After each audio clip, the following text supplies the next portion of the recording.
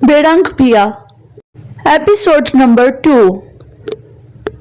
Doctor कह रही है कल सुरमत का ऑपरेशन होगा, इसीलिए तुम ये ब्लड वो हो जाएगा। मेरा यही ब्लड ग्रुप है, मैं दे दूंगी। एक दो को मजीद तैयार कर लेती हूँ, फिक्र ना करो। तुम फ्रेश हो जाओ, फिर खाना खाते हैं। अम्बरीन ने उसे हौसला दिया तो वो पुरसुकून हो गई। फिर फ्रेश होने के लिए उठ गई। अम्बरीन लाहौर से यहाँ पढ़ने के लिए आई हुई थी। वहां उसे दाखिला नहीं मिला, यहाँ मिल गया था। वो आयत की क्लास फेलो नूरीन की छोटी बहन थी।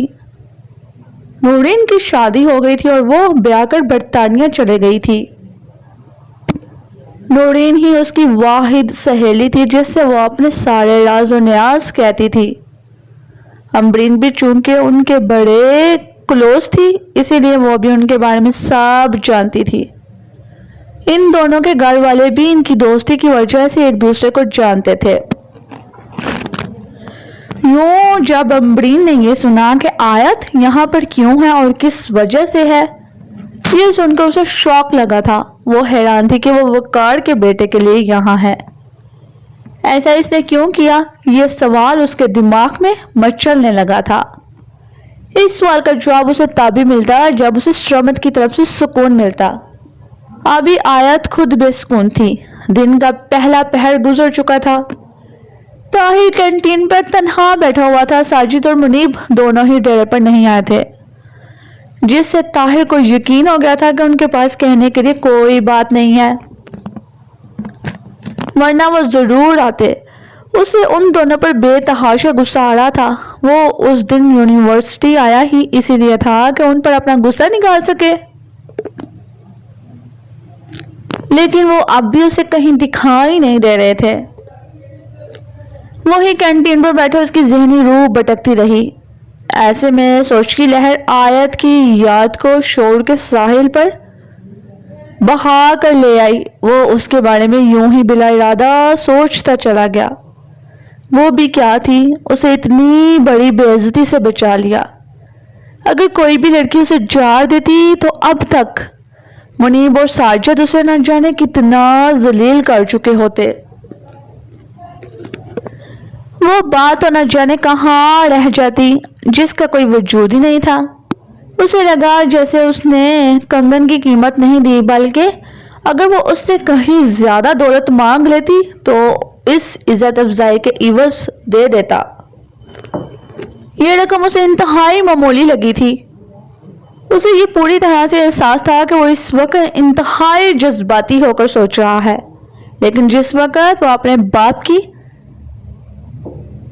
जाहो खशमत को सोचता तब मजीद ये एहसास उभरता। अगर पूरे इलाके में ये बात फैल जाती सरदार सिकंदर हयात बाजवा का बेटा किसी लड़की को छेड़ते हुए बेइज्जत हो गया है, वो कांप कर रह जाता। वो इसी कश्मकश बड़ी गहरी सोच में था कि एक बड़ा बड़ा कांच के जैसी उंगलियों वाला हाथ उसकी आंखों के सामने लहराया। वो हड़बड़ा गया। उसने देखा सामने आयत खड़ी मुस्कुरा रही थी। आप रोजाना इतने बजे ही यहाँ आकर बैठ जाते हैं, पढ़ते पढ़ते नहीं क्या, क्लास नहीं लेते? उसने खुश दिली से पूछा तो ताहिर मुस्कुराते हुए बोला, प्लीज बैठिए। वो उसके सामने वाली कुर्सी पर बैठ गई तो वो बोला, इतने सवालों के जवाब तो इत्मीनान से बैठकर ही देने चाहिए, है ना? क्या है जवाब? उसने मुस्कुराते हुए उसके चेहरे पर देखकर पूछा था। मैं रोजाना इतने ही बजे यहाँ नहीं आता, पढ़ने में दिल नहीं लगता, जो पढ़ना था सो पढ़ लिया। क्लास अब नहीं होती, थीसिस चल रहा है जो मैंने पैसे देकर किसी से लिखवा लिया है, इसलिए अब सुकून है।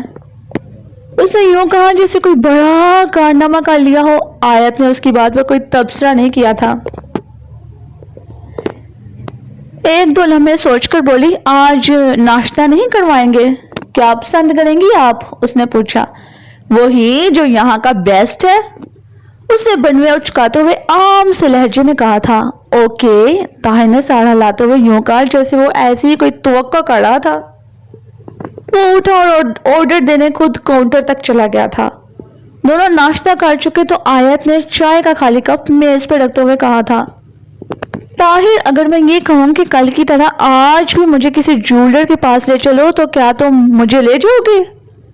میں تمہاری بہت ممنون ہوں گی، لیکن اس پہلے والے جولر کے پاس نہیں، کسی دوسرے کے پاس جانا ہوگا۔ کیا بیچنا ہے؟ اس نے آیت کے چہرے پر دیکھتے ہوئے پوچھا تو آیت نے اپنا بڑا بڑا کانچ کی انگلیوں کے جیسا دایاں ہاتھ اس کے سامنے کرتے ہوئے کہا تھا، یہ انگوٹھی بیچنی ہے، ہیرے کی ہے، ذرا مہنگی ہے، اسی لیے کسی بڑے جولرز۔ کتنے کی ہوگی؟ طاہر نے پوچھا تو آیت اس کی طرف چند لمحوں تک دیکھتی رہی، پھر دھیمے سے لہجے میں بولی، یہ تو جولر ہی بتا پائے گا نا، اندازہ؟ اس نے اصرار کرتے ہوئے کہا تھا۔ مجھے نہیں پتا، اس نے حتمی لہجے میں کہا تھا۔ اوکے چلے پھر، طاہر نے کہا تو آیت نے کندھے اچکاتے ہوئے اس کے ساتھ چل دیا۔ وہ دونوں چلتے ہوئے پارک تک گئے اور کار میں بیٹھ کر چل دیے۔ اس بار وہ ایک نئے اور بڑے جولر کے پاس گئے تھے۔ کاؤنٹر کے پار بیٹھے جوان سالہ جولر نے انگوٹھی کو دیکھ کر آیت کی طرف دیکھا، پھر کافی دیر تک اسے پرکھتا رہا۔ شاید اسے سمجھ نہیں آیا تھا۔ کچھ دیر بعد اس نے معذرت خواہانہ انداز میں کہا تھا، مجھے اس کی قیمت کا اندازہ نہیں ہو پا رہا، ابھی بڑے حاجی صاحب آ جاتے ہیں تو وہی کوئی فیصلہ کر کر بتائیں گے۔ آپ کو تھوڑی دیر انتظار کرنا ہوگا۔ ٹھیک ہے، ہم انتظار کر لیں گے، آیت نے اطمینان سے کہا تھا۔ تقریباً 1 گھنٹے بعد ایک ادھیڑ عمر شخص دکان پر آیا تو جولر نے وہ ہیرا اس کے حوالے کر دیا۔ اس نے کچھ دیر پڑکنے کے بعد جو اسے سن کر آیت مسکرا دی۔ طاہر اس کے چہرے پر دیکھ رہا تھا۔ اس نے چند لمحے سوچا اور پھر سر ہلاتے ہوئے بولی، بہت کم قیمت لگائی ہے آپ نے، میں سمجھتا ہوں کہ یہ ہیرا بہت قیمتی ہے، لیکن جس طرح آپ اسے بیچنے آئی ہیں اور خاص طور پر یہاں اس شہر میں تو اس کی قیمت یہی ہے۔ جولر نے کاروباری مسکراہٹ سے بات سمجھائی۔ دوسرے لفظوں میں وہ حاجی صاحب یہی کہہ رہے تھے کہ ہم تمہاری مجبوری سمجھ گئے ہیں، لہٰذا اتنی ہی رقم ملے گی، لینی ہے تو لے لو، مطلب جگہ بدلنے سے بھی قیمت کم ہو جاتی ہے۔ آیت یوں مسکراتے ہوئے بولی، اس کی آنکھوں سے بھی مسکراہٹ چھلک پڑی تھی۔ کیا کہہ سکتا ہوں؟ جولر اس کی بات سمجھتے ہوئے ہولے سے بولا تھا۔ ٹھیک ہے دے دیں آپ، اس نے کہا تو لہجہ دکھ سے بڑا ہوا تھا۔ جی ابھی دیتا ہوں، جولر نے کہا تو جوڑی کی چابیاں نکالنے لگا۔ انہیں لمحوں میں طاہر نے یوں ہاتھ بڑھایا جیسے ہیرا مانگ رہا ہو، پھر دھیرے سے بولا، جناب ذرا 1 منٹ ہم مشورہ کر لیں۔ جولر کے بڑھتے ہوئے ہاتھ رک گئے، پھر سر ہلاتے ہوئے ہیرا واپس کرتے ہوئے کہا، جیسے آپ کی مرضی۔ تبھی طاہر نے آیت کا ہاتھ مضبوطی سے پکڑ لیا۔ طاہر کو لگا جیسے اس نے کسی برف کی سیل پر ہاتھ رکھ دیا ہو۔ اس نے ہاتھ چھوڑا نہیں بلکہ اسے اٹھا کر باہر لے گیا۔ وہ دکان سے باہر آ کر اس نے آیت کا ہاتھ چھوڑا، پیسنجر سیٹ والا دروازہ کھول کر خود ڈرائیونگ سیٹ کی جانب بڑھ گیا۔ وہ اس کی طرف دیکھتی رہی، پھر خاموشی سے پیسنجر سیٹ پر جا بیٹھی۔ اس نے کار سٹارٹ کرنے سے پہلے سڑک پر دیکھتے ہوئے کہا، مجھے نہیں معلوم یہ سب تم کیوں کر رہی ہو، لیکن یہ ڈیش بورڈ کھولو اور جتنی رقم چاہے لے لو۔ کیا یہ ہیرا تم رکھو گے؟ اس نے سامنے دیکھتے ہوئے کہا تھا۔ میں رکھ لوں گا، تم رقم لے لو، وہ ختمی لہجے میں بولا۔ آیت چند لمحے یوں ہی دیکھتی رہی، پھر اس نے ڈیش بورڈ کھولا، اس میں سے بغیر گنے کافی سارے بڑے نوٹس نکالے اور انہیں احتیاط سے اپنے پرس میں رکھ کر اترنے لگی۔ تبھی طاہر نے تیزی سے آفر دی، میں چھوڑ دیتا ہوں جہاں جانا ہے۔ نہیں تم نہیں، اور ہاں میرے پیچھے بھی نہیں آؤ گے، کل ملتے ہیں، اس نے کہا اور تیزی سے اتر کر چل دی۔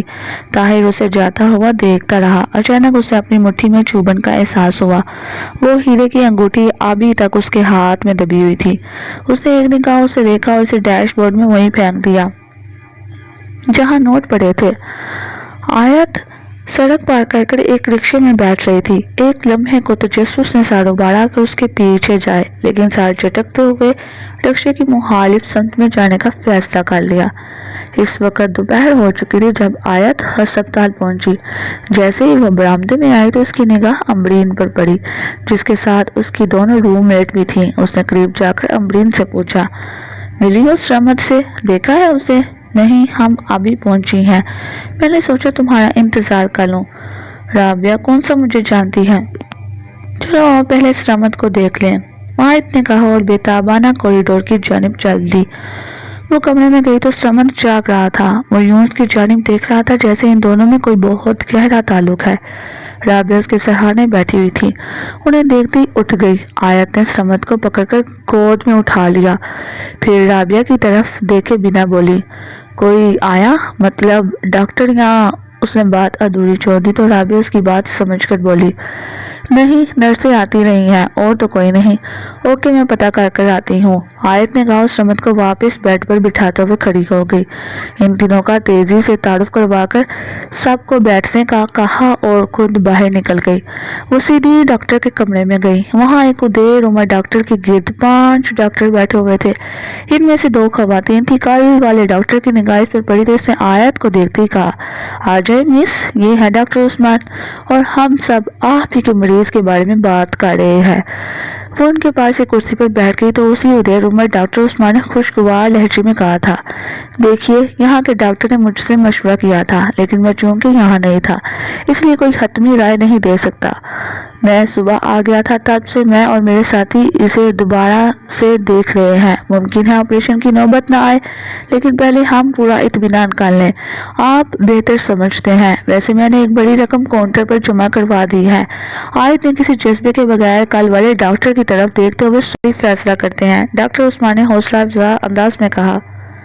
तो वो समझ गई कि अभी किसी भी किस्म का फैसला करने में मजीद एक दिन लग जाएगा। सो वो सर हिलाते उठ गई थी।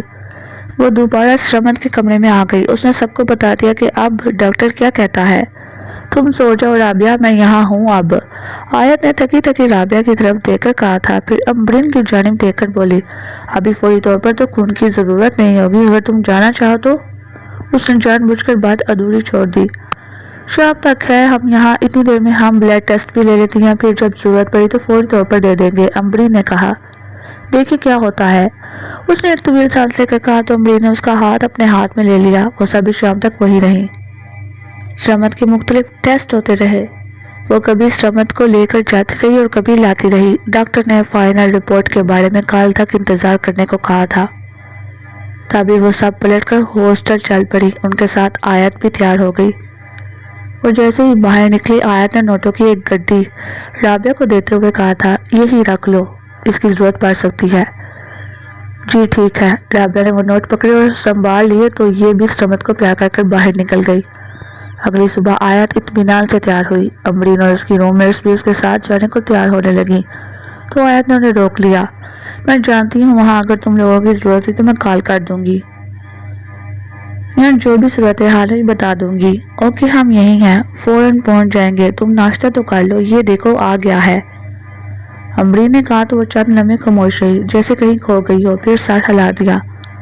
वो जिस वक्त हॉस्टल से निकली तो दिन का पहला पहर गुजर चुका था। उसका रुख बस स्टॉप की तरफ था। वो वहां जाकर रुकी थी कि फितरी तौर पर इसकी निगाहें कैंटीन की जानिब बढ़ गई। उसे ये देखकर बहुत अच्छा लगा कि ताहिर एक मेज के गिर्द कुर्सी पर अकेला बैठा हुआ है। इसका दिल गवाही दे रहा था कि ताहिर उसे कैंटीन में मिलेगा और वो वहीं पर बैठा था। वो ये फैसला पहले कर चुकी थी कि अगर इसे वहां बैठा मिला तो वो जरूर इसे मिलेगी। वो बस पर सवार होने की बजाय उसकी तरफ चल दी। वो थोड़ी देर बाद उसके सामने कुर्सी पर बैठते हुए खुशगवार लहजे में बोली थी, आज तो मुझे यकीन हो गया है कि आप यहीं बैठने को आते हैं, यूनिवर्सिटी क्लासेस नहीं देते। और मुझे पूरा यकीन था कि आज आप फिर मुझे यहीं मिलेंगी। उसने भीगी सी मुस्कुराहट के साथ कहा था। ऐसा यकीन क्यों था? उसने हैरत से पूछा तो वो तंजिया अंदाज में बोला था, ये छोड़े, आप मुझे ये बताएं कि आज क्या बेचना है। ये सुनकर आयत के चेहरे पर मौजूद चमकती हुई सारी खुशगवारियत अचानक मद्धम पड़ गई। उसकी आंखों में हैरानगी उतर आई, जैसे उसे यकीन ना हो कि ताहिर ऐसी बात कर सकता है। मैं समझी नहीं, आयत ने मध्यम लहजे में तजबस में पूछा था, जैसे ताहिर को वक़्त दे रही हो कि वो बात बदले। इसमें ना समझने वाली कोई बात नहीं। अभी हम चाय पियेंगे, फिर आप मुझे किसी ज्वेलर के पास ले जाएंगी और कोई ना कोई चाय बेचेंगी। आप ऐसा करें, जो चीज आज बेचनी है इसे अपने ही पास रखें और डैशबोर्ड से रकम ले लें, लेकिन सिर्फ इतना बता दें। क्या बता दूं? उसने कुछ समझते हुए पूछा था। इतनी रकम का क्या करती हैं आप? ताहिर ने यूं पूछा जैसे उसके लहजे में गुस्सा है तो नाराजगी की मिली जुली कैफियत हो। आयत उन्निसा चंद लम्हे उसके चेहरे पर देखती रही और फिर बड़े गमगीन लहजे में बोली थी, یہ جو میرے کانوں میں بوندے دیکھ رہے ہو نا، یہ سچے موتیوں کے ہیں، یہ بیچنے ہیں، کیا تم خریدو گے یا پھر جولر کے پاس لے چلو گے؟ یہ میرے سوال کا جواب نہیں، لیکن پھر بھی تم مجھ پر طنز کر رہی ہو یا میرا مذاق اڑانے کی کوشش کر رہی ہو؟ وہ کرسی کی ٹیک چھوڑتے ہوئے اکھڑے لہجے میں بولا تھا۔ ایسا بالکل نہیں ہے، میں تمہاری بات کا جواب دے رہی ہوں، آیت نے انتہائی نرم لہجے میں کہا تھا۔ دیکھو تم نہیں جانتی تم نے مجھے کتنی بڑی بے عزتی سے بچا لیا ہے۔ وہ میرا احمق پن تھا، بے وقوفی تھی میری، اتنی رقم تو اس کے مقابلے میں اس نے کہنا چاہا، لیکن آیت نے اس کی بات کاٹتے ہوئے پوچھا تھا، اس کا مطلب یہ ہے کہ تم یہ رقم دے کر اپنے احسان کا بدلہ اتار رہے ہو؟ میں نہیں جانتا، میں تمہارے کام آ کر خوشی محسوس کرتا ہوں، لیکن پتہ نہیں یہ رقم تم کہاں خرچ کر رہی ہو اتنا زیور بیچنے کے بعد؟ تو اس نے کہنا چاہا تو آیت نے پھر اس کی بات کاٹتے ہوئے کہا تھا، تمہیں پریشان ہونے کی ضرورت نہیں ہے، یہ رقم دے کر تم نے مجھ پر کوئی احسان نہیں کیا، وہ میں نے بیچے تھے۔ بیچ دیے؟ میں ایک ایسے خاندان، اس نے کہنے کے لیے لب کھولے ہی تھے کہ آیت نے ہاتھ کے اشارے سے اسے روکتے ہوئے کہا تھا، تم ایک اچھے خاندان سے ہوگے تبھی میری مدد کی، اتنی رقم خرچ کر دی، مجھے تمہارے خاندان کے بارے میں نہیں جاننا۔ تو بتاؤ، بوندے اگر لینے ہیں تو لے لو، ورنہ میں جولر کے پاس جا کر بیچ دینے ہیں۔ کتنے کے ہیں؟ وہ ایک دم غصے سے بولا تھا۔ جتنے تم دے سکو، اس نے دکھ بڑی مسکراہٹ کے ساتھ کہا تو وہ چند منٹ سوچتا رہا، پھر بولا، میرے ساتھ کار تک آؤ، جو ڈیش بورڈ پر پڑے ہیں وہ سب لے لو، منظور ہے؟ منظور ہے، اس نے مسکراتا ہوئے کہا تھا۔ ممکن ہے یہ رسک ہو؟ وہ سنجیدگی سے بولا تھا۔ کوئی بات نہیں، اس نے مسکراتا ہوئے کہا تو طاہر اٹھ گیا، عورت بھی اس کے ساتھ ہی اٹھ گئی۔ وہ دونوں چلتے ہوئے پارکنگ کی جانب بڑھ گئے، ان کے درمیان خاموشی رہی۔ طاہر نے پیسنجر سیٹ والا دروازہ کھولا اور اسے بیٹھنے کا اشارہ کر کے خود ڈرائیونگ سیٹ کی جانب بڑھ گیا۔ آیت نے اپنے کانوں سے بوندے اتارے، ڈیش بورڈ کھولا، انہیں اسی میں رکھ دیے۔ وہاں نوٹوں کی چند گڈیاں پڑی ہوئی تھی۔ آیت نے ایک نگاہ ان پر ڈالی اور ایک گڈی اٹھا کر پیچھے ہٹ کر کھڑی ہو گئی۔ تم بیٹھ کیوں نہیں رہی؟ طاہر نے حیرت سے پوچھا تھا۔ بس طاہر، ہمارا ساتھ شاید اتنا ہی تھا، مجھے جانا ہے، میں چلی جاؤں گی۔ یہ کہہ کر اس نے آرام سے دروازہ بند کر دیا اور پلٹ گئی۔ اس نے ایک بار بھی پیچھے مڑ کر نہیں دیکھا تھا۔ وہ چلتے ہوئے بس اسٹاپ تک جا پہنچی۔ دوسری بہت ساری لڑکیاں تھیں جو بس ہی کے انتظار میں تھیں۔ آیت نے اس طرف نگاہ بھی نہیں کی جس طرف طاہر تھا۔ چند منٹ بعد بس آ گئی، دوسری لڑکیاں اس کے ساتھ بس میں سوار ہو گئی۔ وہ جیسے ہی ہسپتال پہنچ کر سمت کے کمرے میں گئی، رابعہ نے اسے دیکھتے ہی کہا، ڈاکٹر صاحب کا 2 دفعہ پیغام آ چکا ہے، وہ بلا رہے ہیں تمہیں، پتا ہے؟ میں تو… یہ کہتے ہوئے خاموش ہو گئی۔ فکر نہیں کرو، میں مل لیتی ہوں، آیت نے اسے تسلی دیتے ہوئے کہا۔ سمت کے ماتھے پر ہاتھ پھیرا، اس کے سیاہ بال ذرا سے پیچھے کر دیے۔ سمت اس کی طرف دیکھ کر دھیمے سے مسکرایا تھا۔ وہ بیٹھی بنا باہر کی جانب چل دی۔ ڈاکٹر عثمان اپنے آفس میں اکیلے بیٹھے کوئی رپورٹ دیکھ رہے تھے۔ آیت پر نگاہ پڑتے ہی رپورٹ فائل چھوڑ کر مسکراتے ہوئے بولے تھے، آئیے تشریف رکھیے، میں یہ سمت کی رپورٹ دیکھ رہا تھا۔ تو پھر کیا فیصلہ کیا ہے آپ نے ڈاکٹرز؟ آیت نے دھڑکتے ہوئے دل کے ساتھ پوچھا تھا۔ میرا خیال ہے کہ ابھی ہم اس کا آپریشن نہیں کرتے، ہم تھوڑا عرصہ میڈیسن دے کر دیکھتے ہیں، مجھے پوری امید ہے کہ یہ مسئلہ میڈیسن سے حل ہو جائے گا، ڈاکٹر عثمان نے بڑے اعتماد سے کہا تھا۔ مطلب ہمیشہ کے لیے ختم ہو جائے گا؟ آیت نے پوچھا تھا۔ ہونا تو چاہیے ہمیشہ کے لیے، دیکھیے یہ آپریشن آخری حل ہے، جدید ٹیکنالوجی سے بہت ساری سہولت آ گئی ہے، سمت کی پوری طرح سے کیئر کریں گے، ٹھیک ہو جائے گا، ڈاکٹر عثمان نے حتمی انداز میں کہا تھا۔ تو کیا یہ یہاں ایڈمٹ؟ اس نے پوچھا تھا۔ نہیں، آپ اسے گھر لے کر جا سکتی ہیں، ابھی سب کلیئر ہو جاتا ہے، آپ آج ہی سمت کو گھر لے جا سکیں گے، ڈاکٹر نے مسکراتے ہوئے کہا تو اٹھتے ہوئے بولی، تھینک یو ڈاکٹر۔ وہ انتہائی تیزی سے سمت کے کمرے میں جا پہنچی۔ اس نے جاتی اس کا ماتھا چوما اور رابعہ کو سب بتانے لگی۔ وہ سب سنتے ہی یوں ہو گئے جیسے اسے نئی زندگی مل گئی ہو۔ اللہ کا بہت احسان ہے، میں کیسے اس کا شکر ادا کروں؟ رابعہ نے ہاتھ جوڑتے ہوئے بڑھائی ہوئی آواز میں کہا تھا۔ اب میری بات غور سے سنو، تمہیں یہاں سے جتنی بھی رقم ملے وہ میں… یہ کہتے ہوئے اسے نوٹوں کی گڈی نکال کر اس کے سامنے رکھتے ہوئے کہا تھا، اور یہ ان پیسوں کو تم نے اپنے گھر والوں سے چھپا کر رکھنا ہے، کسی کو ہوا تک نہیں لگنے دینی۔ یہ صرف اور صرف سمت کے لیے ہے، میڈیسن اور اچھی خوراک تمہاری ذمہ داری ہے، میں تمہارا احسان کیسے دے پاؤں گی؟ اسے روحانی سی ہوتے ہوئے کہا تو آیت چند لمحے رابعہ کے چہرے پر دیکھتی رہی، پھر بڑے غمگین لہجے میں بولا، صرف اور صرف سمت کی خدمت کر کر۔ یہ کہہ کر وہ لمحے بھر کو خاموش ہوئی، پھر خود کو سنبھالتے ہوئے نرم لہجے میں بولی تھی، اور سنو، اب یہ رقم کچھ بھی نہیں ہے، میں واپس جا کر تم سے رابطہ کروں گی، پھر سب ٹھیک ہو جائے گا، جیسے آپ کو ہو۔ رابعہ اپنے آنسو صاف کرتے ہوئے بولی۔ تو آیت نے اس کے گالوں سے آنسو صاف کرتے ہوئے کہا تھا اب رونا نہیں، اس کا اثر شرمت پر پڑے گا۔ نہیں روتی۔ رابعہ نے اپنے آنسو صاف کیے تو وہ بولی اب میں واپس لاہور جا رہی ہوں، شام تک پہنچ جاؤں گی، تم فکر نہ کرنا۔ یہ کہہ کر اس نے اپنا سیل فون نکالا اور نمبر پش کر امبرین کو ساری صورتحال سے آگاہ کیا۔ اس دوران وہ سمد کے پاس بیٹھی اسے پیار سے سہلاتی رہی۔ وہ کافی دیر یوں ہی بیٹھی رہی، پھر کمرے سے نکلتے چلے گئی۔ اسے لاہور جانا تھا۔ اس وقت طاہر ڈیرے پر ہی تھا۔ بارش عام اتری تھی۔ وہ اپنے بیڈ روم میں یوں افسردہ پڑا تھا جیسے کوئی بہت قیمتی شے کھو گئی ہو۔ اس کے ذہن میں آیت النساء آ رہی تھی۔ وہ اس کے بارے میں سوچتا رہا۔ شاید اس کی تنزیہ باتوں ہی کے جواب میں اس نے اپنے بوندے اسے دے دیے، پھر دفتر اس نے بیچنے تھے، یا پھر ہو سکتا ہے اس نے بیچنی ہو۔ وہ کیا تھی اس کی سمجھ میں بالکل نہیں آ رہا تھا، لیکن یہ طے تھا کہ وہ دیکھنے میں منفرد تھی۔ سب سے الگ اس کا رویہ بھی تھا۔ شاید اس نے ایسی باتیں کر کے آیت کا دل دکھا دیا تھا۔ بلا شبہ آیت کے رد عمل نے کوئی خوشگوار تاثر نہیں دیا تھا۔ شاید وہ لاشعوری طور پر آیت کو ذہنی اذیت دینے کی وجہ سے اب خود پریشان تھا۔ اب آیت کا وہ پہلے والا رویہ تو نہیں رہے گا نا جو اسے محسن مان رہا تھا۔ اب وہ احسان کہاں گیا؟ کیا کسی کے احسان کا بدلہ یوں چکاتے ہیں اپنے محسن کو دکھ دے کر، تکلیف دے کر؟ وہ جہاں جو ہے رقم خرچ کرے وہ کون ہوتا ہے پوچھنے والا؟ کیا آیت کے معاملے میں بھی اس کے دماغ میں جگیردانہ خمار تھا؟ سوالوں کا ایک سلسلہ تھا جو کہ رک نہیں رہا تھا۔ سوچے تھی کہ پسرتی چلی جا رہی تھی۔ وہ انہیں سوچوں میں الجھا ہوا تھا کہ اس کے ملازم نے ہلکی سی دستک دے کر باہر ہی سے کہا تھا وہ جی ساجد اور منیب آئے ہیں، لانچ میں بیٹھے ہیں۔ اچھا؟ اس نے حیران ہوتے ہوئے پھر لمحہ بھر سوچ کر بولا چلو میں آ رہا ہوں۔ اگر جو ان کا نام سنتے ہی اسے غصہ آ گیا تھا، لیکن اس نے خود پر قابو کیا۔ وہ انہیں جتانا چاہتا تھا کہ وہ غلط ہے۔ وہ اٹھا اور لانچ میں چلا گیا۔ وہ دونوں ایک ہی صوفے پر بیٹھے تھے۔ وہ سامنے کے صوفے پر بیٹھتے ہوئے بولا تھا کیوں آئے ہو؟ ہمیں پتا ہے تم ہم سے ناراض ہو، تمہارا ناراض ہونا بنتا ہے، ہمیں چاہیے تھا اصل بات اسی وقت بتا دیتے، لیکن صورتحال ہی کچھ ایسی بن گئی تھی۔ منیب نے کہنا چاہا، لیکن طاہر نے اس کی بات کاٹتے ہوئے اکتاہٹ سے کہا تھا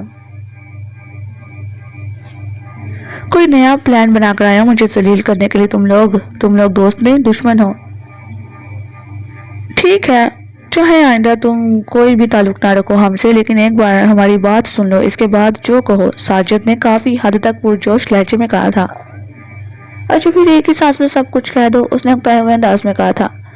مجھے کسی لڑکی نے کہا تھا تمہاری پسند پوچھنے کے لیے، مجھ سے یہ غلطی ہوئی، سیدھی بات نہیں بتائی، اسی لیے پوچھ لیا کہ اگر تمہاری پسند ہوئی تو پھر تفصیل میں جانے کی ضرورت نہیں۔ ساجد نے شرمندہ لہجے میں بتایا تھا۔ سیدھی بات؟ تم ابھی بھی نہیں کہہ رہے کون لڑکی ہے؟ تمہاری بہن ہے یا کوئی کزن؟ طاہر نے انتہائی غصے میں پوچھا تو ایک بار ساجد کا چہرہ سرخ ہو گیا۔ پھر سر جھٹکتے ہوئے غصے میں بولا وہی جس سے تمہاری آج کل بڑی انڈرسٹینڈنگ ہے، جسے تم لے کر ریسٹورنٹ میں جاتے ہو، جویریہ انعام الحق۔ اس نے یہ کہا۔ طاہر نے شدت حیرت سے پوچھا تھا جی؟ تاکہ وہ پورے اعتماد سے اپنے والدین کے ساتھ بات کر سکے اور تمہارے ساتھ شادی کرنے میں سیریس ہے، منیب نے غصے سے کہا تھا۔ فضول بکواس کر رہے ہو تم دونوں۔ جویریہ کے دماغ میں کوئی بات ہوتی تو وہ مجھ سے خود پوچھ لیتی، اتنی بولڈ ہے وہ۔ طاہر نے یوں کہا جیسے اس کی بات محض ایک بہانہ ہے۔ یہ بات تم خود اس سے۔ ساجد نے کہنا چاہا تو وہ بولا بچوں جیسی باتیں مت کرو، اس دن میں تم نے ایسا ہی کیا تھا، میں بیوقوف تمہاری بات مان گیا تھا۔ شکر ہے کہ آیت نے میری عزت رکھ لی، ورنہ سوچو میرے علاقے میں میری وہ پرجوش انداز میں کہہ رہا تھا کہ درمیان میں منیب بولا خیر ہم اس کے بارے میں بھی غلط سوچ رہے ہیں، وہ تو بے حد خدا ترس لڑکی تھی یار۔ کیا مطلب؟ طاہر نے چونکتے ہوئے پوچھا تھا۔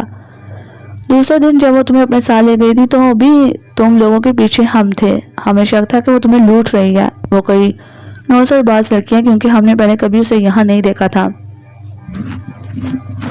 ہمارا یہ شک مزید پختہ ہو گیا جب تم دونوں جولرز کے یہاں پہنچے تھے، تب میں نے فیصلہ کیا کہ اس لڑکی کے بارے میں جان لیں گے۔ وہ ہم نے جان لیا، منیب نے تفصیل بتائی تھی۔ کیا پتا چلا؟ وہ اضطراری لہجے میں بولا تھا۔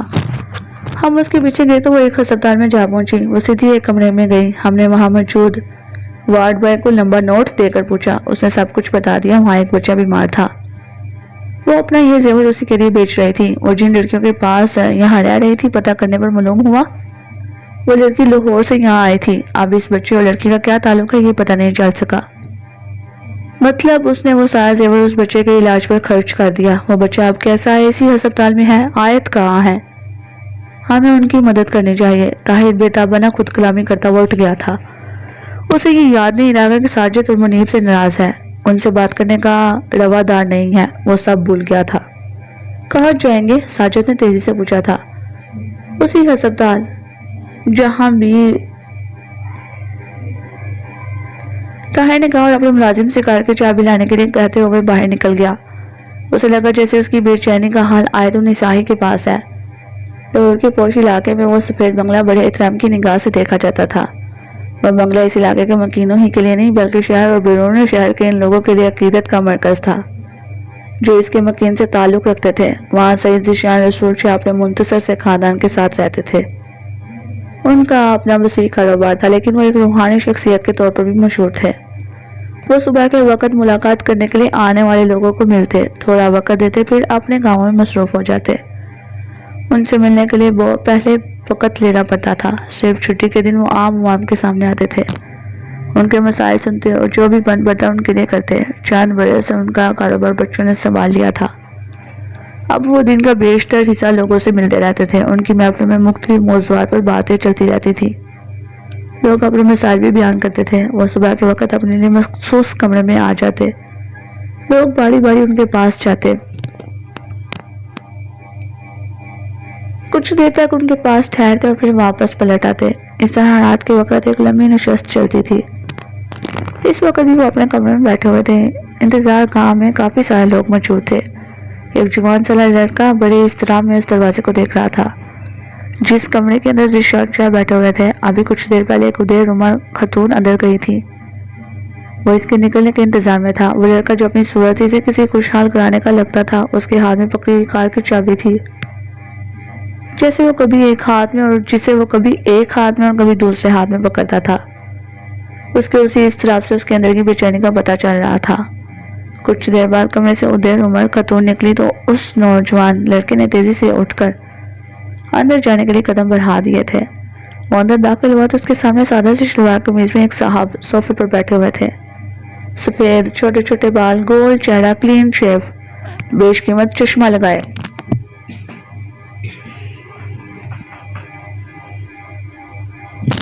ذیشان شاہ اس لڑکے کو دیکھ رہے تھے۔ انہوں نے لڑکے کو اپنے قریب پڑے صوفے پر بیٹھنے کو کہا تھا۔ وہ بیٹھ گیا تو شفاف لہجے میں بڑی نرمی سے بولے تھے، جی فرمائیے، کیا حکم ہے؟ شاہ صاحب حکم نہیں، بس ایک عرض ہے، مجھے سمجھ نہیں آ رہی کہوں کیسے۔ اس لڑکے نے دبے دبے لہجے میں بہت مشکل سے کہا تھا۔ آپ کچھ بولیں گے تو مجھے پتا چلے گا نا، فرمائیے۔ جو کہنا چاہتے ہیں، انہوں نے انتہائی نرم لہجے میں کہا تھا۔ مجھے کہتے ہوئے عجیب سا لگ رہا ہے لیکن میں آپ کے پاس بڑی آس لے کر آیا ہوں۔ وہ نوجوان کہتے خاموش ہو گیا تو انہوں نے پھر نرمی سے اسے حوصلہ دیتے ہوئے کہا تھا، جو بھی ہے کہہ دے، معلوم تو ہو کہ آپ کہنا کیا چاہتے ہیں، تبھی میں کچھ عرض کر پاؤں گا نا۔ شاہ صاحب، دراصل میں ایک لڑکی سے بہت محبت کرتا ہوں، شادی کرنا چاہتا ہوں میں اس سے، وہ بھی مجھے چاہتی ہیں۔ نوجوان نے منتشر سے لہجے میں کہا تو شاہ صاحب نے اس کی طرف دیکھ کر ایک طویل سانس لی اور سنجیدگی سے بولے، تو پھر مسئلہ کیا ہے؟ مسئلہ اس کے والدین جو نہیں مان رہے۔ دراصل ہمارے درمیان میں دولت کی دیوار ہے، اب یہ بات نہیں، ہمارے پاس کچھ نہیں، بس ہم ان کے ہم پلا نہیں، لیکن میں تو اسے چاہتا ہوں، بہت محبت کرتا ہوں، اس کے بنا رہ نہیں سکتا۔ نوجوان نے بہت مشکل سے اپنی بات سمجھاتے ہوئے کہا تھا، کیا وہ لڑکی بھی تمہیں اتنا ہی چاہتی ہے؟ کیا وہ تمہاری خاطر اپنے والدین کو تمہارے پاس چھوڑ کر آ سکتی ہے؟ انہوں نے اس کی طرف دیکھتے ہوئے عام سے لہجے میں پوچھا تھا۔ یہی تو اہم مسئلہ ہے شاہ صاحب، میں تو کہتا ہوں کہ وہ آ جائے، اپنے والدین کو چھوڑ دے، مجبور کرے، لیکن وہ یہی چاہتی ہے کہ میرے والدین کو منا لوں۔ اس نوجوان نے احتجاجی لہجے میں کہا تو شاہ صاحب نے پوچھا، آپ کیا چاہتے ہو؟ میں اسے چاہتا ہوں، میں اسے شادی کرنا چاہتا ہوں، جیسے میں چاہتا ہوں وہ لڑکی وہی کرے۔ میں اگر اسے کہوں کہ سب چھوڑ کر آ جائے تو بس آ جائے، کیونکہ اس کے والدین کے ہوتے ہوئے ہماری شادی نہیں ہو سکتی۔ نوجوان دبے دبے جوش سے بولا تھا، میں آپ کا مسئلہ سمجھ گیا ہوں، لیکن ایک بات ذرا کنفرم کرو، آپ اسے کس حد تک چاہتے ہو؟ پیار، محبت، عشق؟ بہت بہت چاہتا ہوں اسے، عشق کی حد تک محبت ہے، میں اس کے بنا رہ نہیں سکتا، مجھے لگتا ہے کہ اگر وہ مجھے نہ ملی تو میں مر جاؤں گا، وہ روحان سے ہوتے ہوئے بولا تھا۔ ٹھیک ہے، میں سمجھ گیا ہوں، آپ کا کام ناممکن نہیں، ہو سکتا ہے جیسا آپ چاہو وہ آپ کے پاس آ جائے گی، اس کا ایک حل ہے میرے پاس، شاہ صاحب نے اطمینان سے کہا تھا۔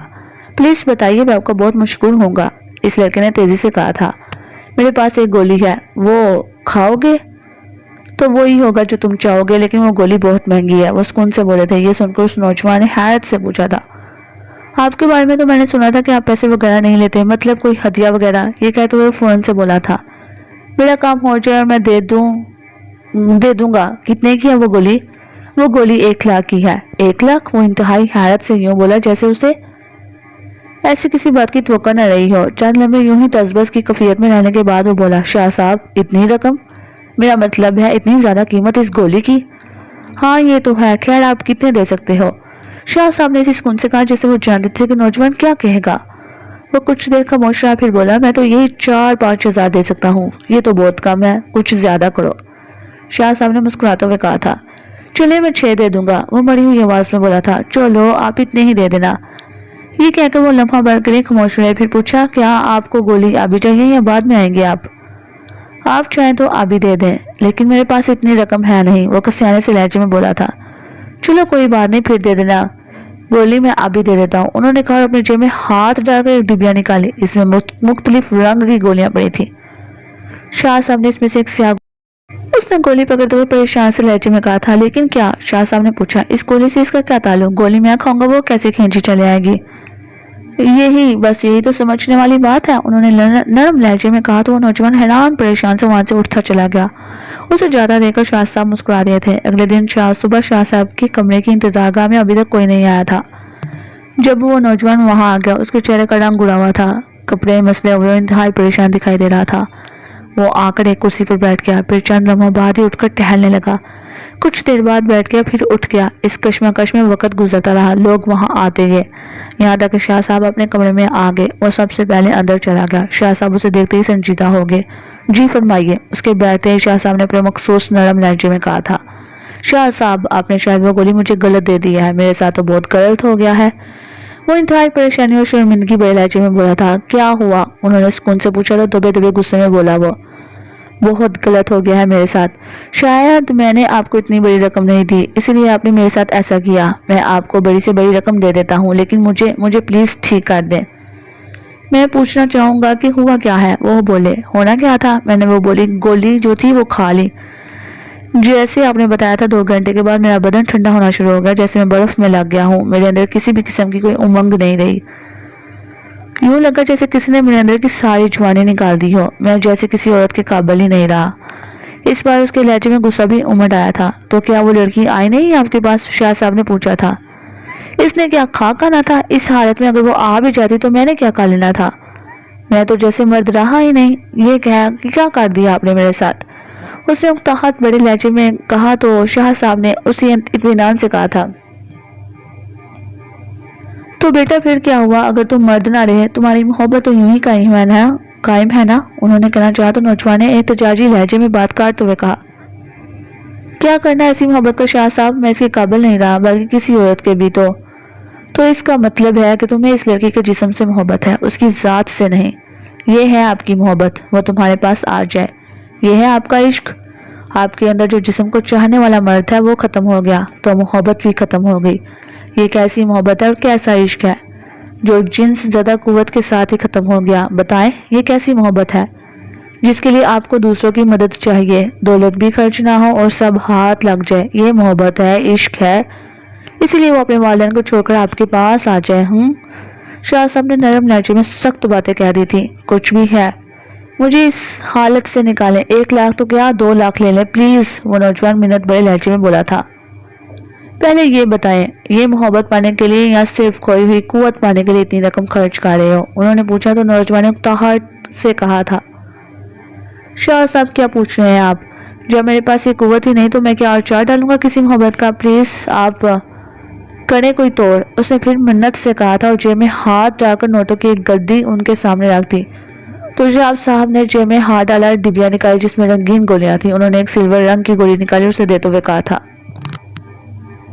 یہ ابھی کھا لو، 2 گھنٹے بعد ٹھیک ہو جاؤ گے۔ بہت شکریہ، اس نے چلو اپنی یہ رقم بھی اٹھا لو، شاہ صاحب نے کہا تو نوجوان نے حیرت سے ان کی طرف دیکھتے ہوئے پوچھا تھا، کیوں شاہ صاحب؟ میں نے جان بوجھ کر آپ کو وہ سیاہ گولی دی تھی، یہ احساس دلایا تھا کہ آپ حیوانی قوت کا حصول چاہتے ہیں، آپ کو محبت کی طلب نہیں ہے۔ آپ جیسے نہ جانے کتنے ایسی حیوانی خواہش کو محبت کا نام دیتے ہیں۔ یہ مان لیں کہ آپ اپنی محبت یا عشق میں جھوٹے ہو، اور جھوٹوں کا میرے پاس کوئی کام نہیں ہے۔ جان لو عشق حیوانیت سے نہیں، انسانیت سے تعلق جوڑنے پر ملتا ہے۔ آپ کا یہ رویہ دوسرا کچھ بھی ہو سکتا ہے لیکن یہ محبت نہیں ہے، اور اب چلے جائیں یہاں سے۔ شاہ صاحب نے آخری لفظ بھی بہت نرمی سے کہا تھا۔ وہ نوجوان ان کی طرف دیکھتا رہا، پھر انتہائی شرمندگی میں اٹھ گیا۔ شاہ صاحب نے ایک طویل سانس لیتے ہوئے اپنی آنکھیں بند کر لیں۔ جب تک وہ باہر نہیں چلا گیا انہوں نے آنکھیں نہیں کھولیں۔ ملک فضل داد پوتے پوتیوں والے ہو گئے تھے، لیکن کبھی ان کی صحت قابل رشک ہوا کرتی تھی۔ وہ اپنی عمر سے بھی کم دکھائی دیا کرتے تھے۔ اگرچہ انہیں زندگی میں کافی دھچکے لگے تھے، وہ ہر بار سنبھل بھی جاتے تھے، لیکن جو دھچکا انہیں 3 برس پہلے لگا تھا اس نے انہیں بوڑھا کر کے رکھ دیا تھا۔ ان کے 2 ہی بیٹے تھے، فہیم فضل اور سلیم فضل۔ دونوں بیٹے شادی شدہ بچوں والے تھے۔ فہیم فضل کے 2 بچے تھے، اویس اور مہوش، جبکہ سلیم فضل کی ایک ہی بیٹی تھی، آیت النساء، جسے انہوں نے بہت لاڈ دیا تھا۔ وہ ہمیشہ دادا کی آنکھوں کا تالا رہی تھی۔ بڑھاپے کے اس دور میں جب وہ خود اس دنیا سے جانے کے بارے میں سوچنے لگے تھے، کار حادثے میں ان کی شریک حیات، ان کا بیٹا سلیم فضل اور بہو انہیں چھوڑ کر ہمیشہ کے لیے چلے گئے تھے۔ فضل داد یہ صدمہ برداشت نہیں کر پائے تھے۔ ایسے میں آیت النساء کا وجود تھا جس نے انہیں جینے پر مجبور کر دیا تھا۔ وہ سوچتے انہوں نے بیوی اور بیٹا کھو دیے ہیں، آیت کا باپ اور ماں نہیں رہے، اب کون ہے اس کا؟ وہ اپنے بیٹے فہیم کو اچھی طرح سے جانتے تھے۔ فضل داس کسی طرح بھی اپنی پوتی کو ان کے رحم و کرم پر نہیں چھوڑ سکتے تھے۔ اتنے بڑے بنگلے میں ایک بڑا پورشن دادا اور پوتی کے تصرف میں تھا۔ دوسرے پورشن میں فہیم فضل اور اس کی بیوی سلمہ، اویس اور اس کی بیوی ملیحہ رہتے تھے۔ آیت النساء کے بارے میں دادا جی پوری طرح سے جانتے تھے کہ پیدر پہ صدمات نے آیت کو وقت سے پہلے ذمہ دار بنا دیا تھا۔ دادا جی جب بھی اس کے بارے میں سوچتے، دکھ کی ایک لہر ان کے بدن میں سرایت کر جاتی تھی۔ ان کی شدید خواہش تھی کہ وہ اپنے گھر کی ہو جائے تو وہ سکون سے اس دنیا سے جا سکتے ہیں، لیکن آیت تو یوں ہو گئی تھی جیسے وہ شادی کرنے کے لیے بنی ہی نہیں ہے۔ پچھلے 6 ماہ سے اس نے کاروبار کیا سنبھالا، اسی کاروبار کی ہو کر ہے۔ دادا جی یہ بھی اچھی طرح جانتے تھے کہ اگر اپنے خون کے رشتے ہی اس کا بھلا سوچ لیتے تو شاید ایسی نوبت نہ ہوتی۔ دادا جی جب بھی آیت کے بارے میں سوچتے تو بس پھر سوچتے چلے جاتے۔ اس وقت بھی وہ ایسے ہی سوچ رہے تھے۔ وہ پورچ کے ساتھ والی کوریڈور میں بیٹھے اخبار پڑھ رہے تھے۔ ان کی ذہنی روح آیت کی طرف ہوئی تھی تو بس اسی کے بارے میں سوچتے چلے جا رہے تھے۔ انہیں پتہ بھی نہیں چلا کب آیت گیٹ پار کر کے اندر آ گئی۔ اس نے ٹریک سوٹ پہنا ہوا تھا، سر کے بال ہیئر بینڈ سے بندھے ہوئے تھے، اس کا چہرہ گلابی ہو رہا تھا۔ وہ قریبی پارک میں جوگنگ کر کر آئی تھی۔ اس نے اپنے دادا جی کو دیکھا جنہوں نے اخبار تو سامنے رکھا ہوا تھا لیکن خود اخبار میں یوں گم تھے۔ وہ آہستہ سے دادا جی کے پاس پہنچی، ان کے سامنے سے اخبار ہٹا دی۔ دادا جی نے گھبرا کر دیکھا تو آیت سامنے کھڑی تھی۔ دادا اگر آپ یہ سمجھتے ہیں مجھ سے جھوٹ بول سکیں گے تو یہ آپ کی بہت بڑی غلط فہمی ہے، کیونکہ جھوٹ بولنا آپ کو آتا نہیں ہے، خاص طور پر میرے سامنے۔ بس جلدی سے بتا دیں اس وقت آپ کیا سوچ رہے تھے؟ ہاں یہ تو ہے، سوچ تو رہا ہوں لیکن اس بارے میں ناشتہ کھا لینے کے بعد بتاؤں گا، فضل داد نے سنجیدگی سے کہا تو وہ اپنے دادا کے چہرے پر دیکھتے ہوئے مان سے بولی تھی، آپ ابھی بتا دینا۔ چلو بتا دیتا ہوں لیکن وعدہ کرو میں جو کچھ کہوں گا وہ کرو گی، دادا نے مسکراتے ہوئے کہا تھا۔ آپ بتائیں تو صحیح، مارنے یا نہ مارنے کا فیصلہ میرا ہے، وہ بھی مسکراتے ہوئے بولی تھی۔ اچھا تو پھر سنو، انہوں نے خوشگوار لہجے میں کہا۔ جس پر وہ خاموش رہی تو وہ کہتے چلے گئے، آج جو بزنس کمیونٹی کی چیف منسٹر کے ساتھ میٹنگ ہے اسے تم دیکھ لینا، یہ ضروری ہے، میں آج آفس نہیں جا رہا کیونکہ مجھے کہیں دوسری جگہ جانا ہے، وہ ڈرائیور مجھے لے جائے گا۔ اچھا دادا، وہ کوئی بہت اہم جگہ ہے جہاں آج آپ کو جانا ہے جس کے لیے چیف منسٹر سے میٹنگ چھوڑ رہے ہیں؟ اس نے تجسس سے پوچھا تھا۔ ہاں بیٹا، میں تم سے چھپاؤں گا نہیں، میں نے اپنے ایک دوست کے ذریعے تمہارے رشتے کی بات چلائی تھی، مجھے انہی لوگوں سے ملنے کے لیے جانا ہے۔ فضل داد نے کہا تو آیت چند لمحے سر جھکائے کھڑی رہی، پھر کچھ کہے بنا جانے لگی تو دادا نے اس کا ہاتھ پکڑ لیا۔ جانتا ہوں تم کیا کہنا چاہوں گی لیکن یہ میرا فرض ہے، میں نے اسے نبھانا تو ہے نا بیٹی؟ نہیں دادو، آپ جانتے ہیں میں شادی نہ کرنے کا فیصلہ کر چکی ہوں، اب نہیں کرنی شادی، آپ ایسا مت کریں پلیز، اس نے گلو کے لہجے میں کہا۔ نرمی سے اپنا ہاتھ چھڑا کر تیزی سے اندر چل دی۔ دادا چند لمحے تک افسردہ رہے، پھر دھیمے سے مسکرا دیے، جیسے کسی بچے کی ضد پر کسی بڑے کا رویہ ہوتا ہے۔ اسی دن جب وہ پورچ میں آئی تو اس نے اپنے سیاہ بزنس سوٹ پہنا ہوا تھا، کس کر بندھے ہوئے بالوں سے اس کا ماتھا چوڑا لگ رہا تھا۔ اس کے چہرے پر گہری سنجیدگی تھی، ہلکا پھلکا سا میک اپ، ہلکے رنگ کی لپسٹک، کانوں میں سفید موندے، گلے میں سفید موتیوں اور سچے موتیوں کا ہار تھا۔ دائیں ہاتھ کی دوسری انگلی میں ہیرے کی انگوٹھی چمک رہی تھی۔ وہ ایک باروب کاروباری شخصیت لگ رہی تھی۔ ڈرائیور نے دروازہ کھولا تو اس نے بیٹھتے ہی اسے آفس جانے کی بجائے سیدھا سرکاری عمارت تک جانے کا کہا تھا، جہاں شہر کی بزنس کمیونٹی کے چند لوگ پہنچ چکے تھے۔ یہ وفد شہر کے چنیدہ کاروباری لوگوں کا تھا۔ جس وقت وہ وہاں پر پہنچی سب لوگ ایک بڑے ہال میں جمع تھے۔ اس کے پہنچنے کے بعد ہی وہ لوگ مزید آگے تھے۔ وہ سبھی ہال میں کھڑے ایک دوسرے سے مل رہے تھے۔ انہی لمحوں میں چیف منسٹر کے ساتھ چند لوگ ایک وفد کی صورت میں میل ملاقات کے بعد وہ سب ایک کانفرنس میں چلے گئے۔ وہ بھی بزنس کمیونٹی کے ساتھ میز کے ایک طرف بیٹھ گئی، دوسری طرف سرکاری وفد بیٹھ گیا۔ ابھی بات چیت شروع نہیں ہوئی تھی کہ اس کی نگاہ ایک ایسے چہرے پر پڑی جسے دیکھ کر وہ ایک لمحے کے لیے ٹھٹک گئی۔ وہ طاہر باجوہ تھا، جو بالکل اس کے سامنے آ کر بیٹھا تھا۔ اس کے چہرے پر بھی بلا کی حیرت تھی۔ آیت اسے پہچان گئی تھی، لیکن اس کی نگاہوں میں اب بھی شک پھیلا ہوا تھا۔ میٹنگ ختم ہونے تک کے سارے وقت میں آیت نے وہاں ہونے والی گفتگو پر پوری توجہ دی تھی۔ جہاں اس کا بولنا بنتا تھا وہ بولی۔ اس دوران اس نے طاہر پر دھیان نہیں دیا تھا۔ جیسے ہی میٹنگ ختم ہوئی وہ ہال سے باہر نکلے، طاہر باجوہ تیزی سے اس کی جانب بڑھا، اس کے قریب آ کر بولا، آپ آیت النساء؟ طاہر، میں تمہیں پہچان گئی ہوں، اتنا تجسس دکھانے کی ضرورت نہیں ہے۔ میں وہی آیت النساء ہوں جو تمہیں تمہاری یونیورسٹی میں ملی تھی، اس نے ہلکی ہلکی مسکان کے ساتھ کہا تھا۔ تم اور یہاں میرا مطلب یہاں تو ٹاپ بزنس، اس نے کہنا چاہا۔ آیت نے دھیمے سے لہجے میں کہا تھا، تمہارے پاس وقت ہے تو میرے ساتھ چلو، ورنہ جب چاہو میرے آفس آ جانا۔ اس نے کہا، نہیں، میں ابھی تمہارے ساتھ چلوں گا۔ وہ تیزی سے بولا تھا، تم چیف منسٹر کے ساتھ ہو اور کوئی؟ آیت نے سمجھایا تھا، تم فکر نہ کرو، چلو میں تمہارے ساتھ جا رہا ہوں۔ اس نے باہر کی جانب چلنے کا اشارہ کرتے ہوئے لاپرواہی سے کہا تھا، اوکے آؤ آفس میں بیٹھ کر بات کرتے ہیں، اس نے کہا اور سامنے پورچ میں کھڑی شاندار گاڑی کی جانب بڑھ گئی۔ ڈرائیور نے دروازہ کھولا تو وہ بیٹھ گئی، اس کے ساتھ ہی طاہر بیٹھ گیا۔ راستے میں ایک لفظ کا بھی تبادلہ نہیں ہوا، یہاں تک کہ آیت کا آفس آ گیا۔ دوسری منزل پر موجود آفس میں بڑے صوفے پر بیٹھتے ہی طاہر نے سگریٹ کا پیکٹ نکالتے ہوئے کہا تھا، بہت شاندار آفس ہے تمہارا، چائے پیو گے یا کافی؟ پھر ہم لنچ کرنے کے لیے باہر نکلتے ہیں۔ آیت نے اس کی سنی انسنی کرتے ہوئے کہا تھا، مجھے کہیں نہیں جانا، یہی سب کچھ ہوگا، مجھے صرف تم سے باتیں کرنی ہیں، بہت ساری باتیں۔ طاہر نے لرزتے ہوئے ہاتھوں سے لائٹر کے ساتھ سگریٹ سلگاتے ہوئے کہا تھا۔ آیت کو احساس ہو گیا تھا کہ طاہر کے اندر اب تک کتنی ہلچل ہے، اس لیے سر ہلاتے ہوئے کہا، اوکے۔ یہ کہتے ہوئے اس نے انٹرکام پر چائے کا کہہ دیا تھا۔ کچھ دیر تک خاموشی سے چند کش لینے کے بعد طاہر نے پر شکوہ بڑے لہجے میں پوچھا تھا، تم اچانک چلی آئی وہاں سے، بتایا بھی نہیں؟ اس کے یوں کہنے پر آیت کے لبوں پر دھیمی سی مسکراہٹ آ گئی تھی۔ چند لمحے خاموش رہنے کے بعد وہ خوشگوار لہجے میں بولی تھی، کہنے کو تو میں کہہ سکتی ہوں کہ میرے پاس مزید زیور نہیں تھا بیچنے کو، مگر ایسا نہیں کہوں گی، میرا وہاں کام ختم ہو گیا تھا، اسی لیے وہاں رہنے کا کوئی جواز نہیں تھا۔ ایسا کہہ کر کیا تم مجھے شرمندہ کر رہی ہو؟ طاہر نے شاکی لہجے میں پوچھا تو سنجیدہ سے ہو کر بولی تھی، میں جانتی ہوں تمہارے پاس میرے لیے بہت سارے سوال ہیں، تمہارے سارے سوالوں کو جواب دیتے ہوئے مجھے اپنے بارے میں بہت کچھ بتانا پڑے گا، اسی لیے ان سارے سوالوں کو وہیں چھوڑ دو، بس اتنا یاد رکھو کہ ہم بہاولپور میں ملے تھے اور بس۔ میں نے تمہیں بہت تلاش کیا، بہت پتہ کروانے کی کوشش کی، مگر تمہارے بارے میں کچھ پتہ ہی نہیں چلا، اس نے آیت کے چہرے پر دیکھتے ہوئے کہا تھا، جہاں پہلے سے کئی زیادہ زندگی سے بھرپور چمک تھی۔ تب آیت نے اس کا سوال نظر انداز کرتے ہوئے کہا تھا، پہلی بار MPA بنے ہو نا؟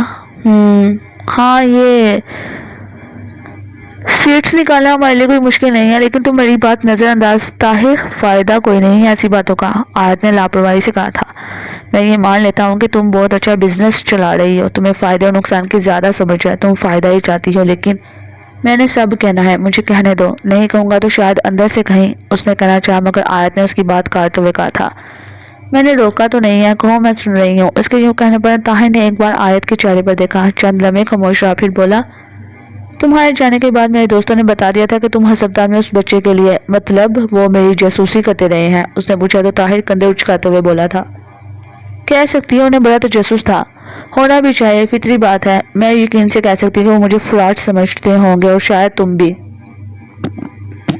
وہ مسکراتے ہوئے بولی تھی، میں انکار نہیں کروں گا اور میں اس پر معذرت بھی نہیں کروں گا، میں نے تمہارے بارے میں کوئی اچھا نہیں سوچا تھا کیونکہ ہمارا معاشرتی رویہ ہی ایسا ہے۔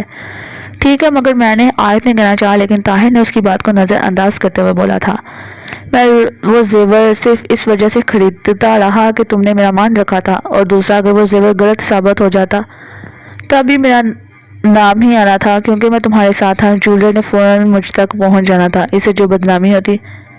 خیر میں نے انہی دو کے بہت اصرار پر وہ زیور دوبارہ دکھایا، اس کی قیمت لگوائی تو اس کی قیمت کئی زیادہ تھی جو تم نے مجھ سے لی تھی۔ اس نے اعتراف کرتے ہوئے کہا تو وہ تیکھے لہجے میں بولی تھی طاہر جو دنیا ہے نا یہ مجبوری کا فائدہ اٹھاتی ہے، پتہ لگ جائے صحیح کہ کوئی بندہ مجبور ہے۔ چھوٹی سی مثال دیتی ہوں، کوئی بندہ اگر یہ کہے کہ میں مجبوری میں اپنی فلاں شے بیچ رہا ہوں تو لوگ انتہائی کم قیمت لگاتے ہیں، اس انتظار میں رہتے ہیں کوئی مجبور بندہ اپنی شے بیچنے آئے تو اسے کم قیمت پر ہی ملے گی۔ ہاں ایسا ہی ہے، طاہر نے دھیمے سے کہا تھا۔ میں نے اس بچے کے بارے میں بھی پتہ کروایا، وہ تم نے پتہ کیا اس کا؟ آیت نے تیزی سے کہا تھا۔ ہاں وہ لوگ تو واقعی بڑے غریب تھے۔ مجھے ایک بات سمجھ رہی ہیں کہ تم یہاں لاہور سے بہاولپور پہنچی تھی، کیا تعلق تھا تمہارا ان کے ساتھ؟ کیسے؟ اور یہ اور وہ بچہ؟ اس نے الجھتے ہوئے کہا تو آیت نے زندگی سے بھرپور لہجے میں انتہائی اعتماد سے کہا تھا۔ وہ بچہ میری زندگی ہے طاہر، میری ہر سانس اس کے ساتھ ہے، میری زندگی کا محور ہے، وہ میری جان ہے۔ وہ تم نے کہانیوں میں نہیں پڑھا ہوگا کسی کی جان کسی طوطے یا کبوتر میں ہوتی ہے، تو بس سمجھ لو میری جان اس بچے میں ہے۔ میں زندہ ہوں تو اسی کی وجہ سے ہوں، ورنہ کب کی مر چکی ہوتی۔ آیت نے کچھ اس طرح سے جوش سے کہا تو طاہر اس کے ہر لفظ پر حیرت زدہ ہوتا چلا گیا تھا، جیسے اسے توقع نہ تھی کہ وہ ایسے بھی بول سکتی ہے۔ ہر لفظ سے محبت ٹپک رہی تھی۔ وہ حیرت سے اسے دیکھنے لگا، اسے اپنے سوالوں کا تو کیا جواب ملا تھا، کئی نئے سوال اس کے ذہن میں پار پھیلانے لگے تھے۔ تمہاری شادی ہو چکی ہے؟ وہ بچہ کیا تمہارا بیٹا ہے؟ اس نے یہ سوال انتہائی تجسس سے کیا تھا۔ نہیں میں نے اسے جنم نہیں دیا، لیکن شاید میں اپنی اولاد کو اتنی اہمیت نہ دیتی جتنا وہ میرے لیے اہم ہے، اس نے انتہائی سکون سے کہا تھا۔ مطلب تمہاری شادی نہیں ہوئی ابھی تک؟ اس سوال میں تصدیق کرنے کا عنصر زیادہ تھا۔ نہیں اور مجھے شادی کرنا بھی نہیں ہے، اس نے مسکراتے ہوئے کہا تھا۔ تب طاہر سگریٹ ایش ٹرے میں مسلتے ہوئے بولا تھا شادی کیوں نہیں کرنی؟ دیکھا ہر جواب سے ایک نیا سوال جنم لے رہا ہے، یہ ایک سلسلہ ہے جو دراز ہوتا چلا جائے گا، سو اپنے تجسس کو ختم کرو۔ بس اتنا کہ ہم بہاولپور میں ملے تھے بس، آیت نے سمجھاتے ہوئے کہا تو وہ چند لمحے سوچتا رہا، پھر بولا دیکھو آیت اگر تو یہ سوال صرف میں کر رہا ہوں، کسی دوسرے نے کبھی نہیں کیے یا آئندہ کبھی نہیں ہوں گے تو میں نہیں پوچھتا۔ نہیں یہ سبھی پوچھتے ہیں، بے شمار سوالوں سے پوری یہ ایک ایسی کہانی ہے جس کا تعلق صرف میری ذات سے ہے، کسی دوسرے کو اس کا فائدہ ہے اور نہ نقصان، تو اس پر کسی کو تجسس نہیں کرنا چاہیے۔ اس بار آیت نے اسے دوسری طرح سمجھایا تو وہ خاموش ہو گیا۔ اسی خاموشی میں چائے آ گئی۔ چائے پیتے ہوئے طاہر نے کہا تھا ٹھیک ہے اگر مجھے بتاتے ہوئے تمہارا نقصان ہوتا ہے تو پھر نہ بتاؤ، لیکن یہ کہتے ہوئے دکھ بھر وہ لمحہ بھر کو خاموش ہوا، پھر سب سے بولا تو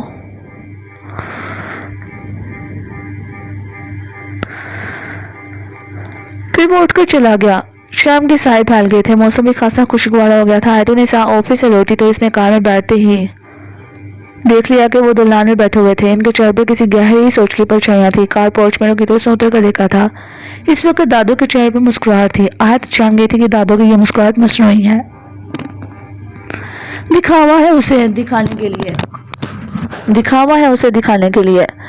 وہ ان کی طرف چل رہی تھی، وہ سلام کر کے ان کے سامنے والی کرسی پر بیٹھ گئی تھی تو وہ چیف منسٹر سے ہونے والی میٹنگ کے حوالے سے بات کرتے رہے۔ آیت نے تفصیل سے پوچھا تھا اچھا ٹھیک ہے جاؤ آرام کرو، دادو نے کہا تو اس نے شرارت سے پوچھا تھا آپ بھی تو رپورٹ دینا، میرے متوقع سسرالیوں سے مل کر آ رہے ہیں آپ، میں جانتا ہوں تو مجھ سے کیوں پوچھ رہی ہو؟ صرف میری خوشی کی خاطر، وہ بولے تو ان کے لہجے میں کافی حد تک دکھ ملا ہوا تھا۔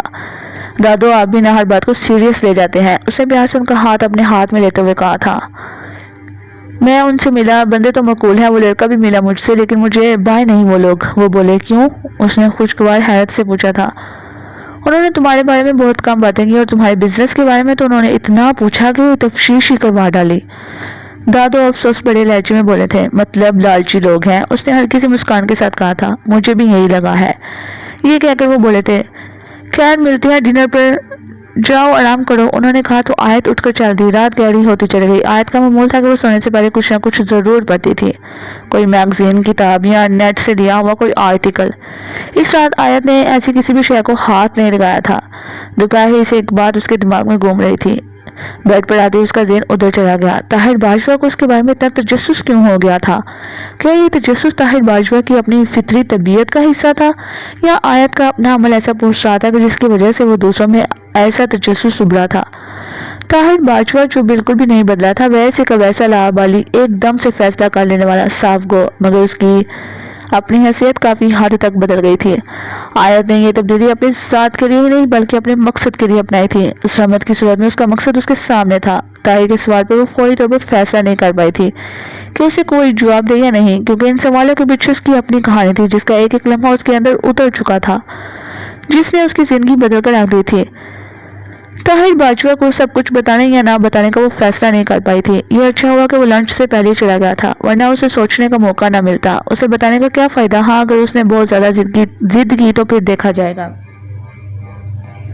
یہ سوچتے ہی اس کے اندر اطمینان پھیل گیا تھا، اس پر نیند حاوی ہوتی چلی گئی تھی۔ اس دن موسم بہت خوبصورت تھا۔ سید ذیشان سود صاحب اپنے کمرے میں تشریف فرما تھے۔ صبح سے بہت تیز بارش ہو رہی تھی۔ اس دن ان سے ملنے کے لیے چند لوگ آئے تھے۔ وہ شاہ صاحب سے ملنے کے بعد بارش رکتے ہی واپس جا چکے تھے۔ آخر میں ایک نوجوان تھا جو کمرے میں داخل ہوا۔ شاہ صاحب نے اسے سامنے صوفے پر بیٹھنے کا اشارہ کرتے ہوئے کہا تھا، جی حکم۔ حضور، میں کسی دعا وغیرہ کے لیے نہیں آیا، الحمدللہ مجھے کوئی پریشانی نہیں ہے، میں تو آپ کی زیارت کے لیے حاضر ہوا ہوں۔ پھر بھی کوئی حکم؟ شاہ صاحب نے مسکراتے ہوئے کہا تھا، میں بس جتنی دیر آپ کے پاس بیٹھوں گا مجھے اتنا ہی اچھا لگے گا۔ اس نے دھیمے سے لہجے میں کہا تھا، تو چلیے جب تک بیٹھے ہیں کوئی بات ہی کر لیتے ہیں۔ شاہ صاحب نے مسکراتے ہوئے کہا تھا۔ اس نوجوان نے دائیں جانب کھڑکی پر نگاہ ڈالی جہاں سے آسمان صاف دکھائی دے رہا تھا۔ بارش کے بعد ابھی بادل موجود تھے اور دنک اپنی بہار دکھا رہی تھی۔ نوجوان کے لبوں پر مسکراہٹ آ گئی۔ اس نے بڑے مودب لہجے میں پوچھا تھا، سرکار، یہ جو سامنے دنک ہے اس میں بے شمار رنگ ہے، اسی حوالے سے ایک سوال میرے ذہن میں ہے، اگر آپ کی اجازت ہو تو عرض کر دوں؟ جی جی بولیے۔ کلام الہی میں لفظ آتے ہیں، اللہ کا رنگ۔ یہ اللہ کا رنگ کیا ہے؟ کیسا ہوتا ہے یہ رنگ؟ اس نوجوان نے پوچھا تو شاہ صاحب کے لبوں پر مسکراہٹ پھیل گئی۔ وہ چند لمحے نوجوان کے چہرے پر دیکھتے رہے اور پھر بڑے نرم سے لہجے میں بولے تھے، ان الفاظ میں علماء کرام نے مفسرین نے بہت کچھ فرمایا ہے۔ انہوں نے جو بھی فرمایا ہے ان سب کے تناظر میں بڑی آسانی سے بات کی جا سکتی ہے، لیکن آپ سبقت اللہ کی بات کر رہے ہیں تو پہلے میں یہ سمجھ لینا چاہیے کہ اصل میں رنگ ہوتا کیا ہے، اس کی ماہیت کیا ہے، کیسے بنتے ہیں یہ رنگ؟ ظاہر ہے پہلے سبقت یعنی رنگ کو سمجھنا ہے۔ اس نوجوان نے دھیمے سے کہا تو شاہ صاحب بولے، رنگ کی اصل ماہیت روشنی ہے، سارے رنگ روشنی ہی موجود ہے۔ ہمیں یہ رنگ ہماری آنکھ دکھاتی ہے۔ آنکھ رنگ کو اس وقت محسوس کرتی ہے جب روشنی کسی شے سے ٹکرا کر آنکھ تک پہنچتی ہے۔ ماہرین بتاتے ہیں کہ روشنی کی رفتار جسے تولے موج کہتے ہیں اس کی وجہ سے دکھائی دیتے ہیں، وہ ہی رنگ الگ الگ کرتی ہے، جیسے طیف کہتے ہیں۔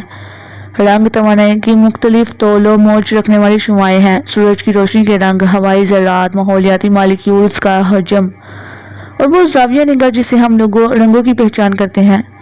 تکنیکی اصطلاحات میں نہیں، بس سادہ سے سمجھائیں، اس نوجوان نے عاجزی سے کہا تھا۔ دیکھو، روشنی آتی ہے اور وہ کسی شے سے ٹکراتی ہے، سمجھے سورج گلاب پر روشنی پڑی، اب وہاں سے صرف وہی شعاعیں آنکھ دیکھے گی جہاں سرخی ہوگی، باقی جذب ہو جائے گا، پتہ سبز دکھائی دے گا کہ باقی روشنی کی شعاعیں وہاں جذب ہو جائیں گی۔ شاہ صاحب نے اسے سمجھاتے ہوئے کہا تھا، مطلب روشنی میں سارے رنگ ہیں؟ نوجوان سر ہلاتے ہوئے بولا تھا، جی ایسا ہی ہے، اسے رنگ پھوٹتے ہیں۔ کہتے ہیں کہ بنیادی طور پر 3 رنگ ہیں، نیلا، سرخ، پیلا۔ یہ کسی سے نہیں بنتے بلکہ ان کے ملنے سے مزید رنگ بنتے چلے جاتے ہیں۔ یوں یہ بنیادی رنگ ہے، باقی سارے رنگ ثانوی ہیں، شاہ صاحب نے کہا تو وہ نوجوان چند لمحے خاموش رہا، پھر ان کی جانب دیکھ کر پوچھا تھا، کیا ایسا نہیں کہ ہر رنگ کی اپنی اہمیت ہے، جیسے سفید اور کالا؟ چاہے کوئی بھی رنگ ہو وہ رنگ ہی ہے۔ اب آپ نے سفید اور کالے رنگ کا ذکر کیا تو یہ متضاد رنگ بھی اپنے اندر رنگ رکھتے ہیں، جس طرح کالا رنگ سارے رنگوں کا مجموعہ ہے، اس طرح سفید رنگ بھی مجموعہ ہے۔ اگر ان رنگوں کے مجموعہ میں سے چاہے سفید یا کالا ہے کوئی ایک رنگ بھی نکال دیا جائے تو ان رنگوں کی حیت بدل جائے گی، کوئی دوسرا رنگ بن جائے گا، کیونکہ یہ حقیقی رنگ نہیں ثانوی رنگ ہے۔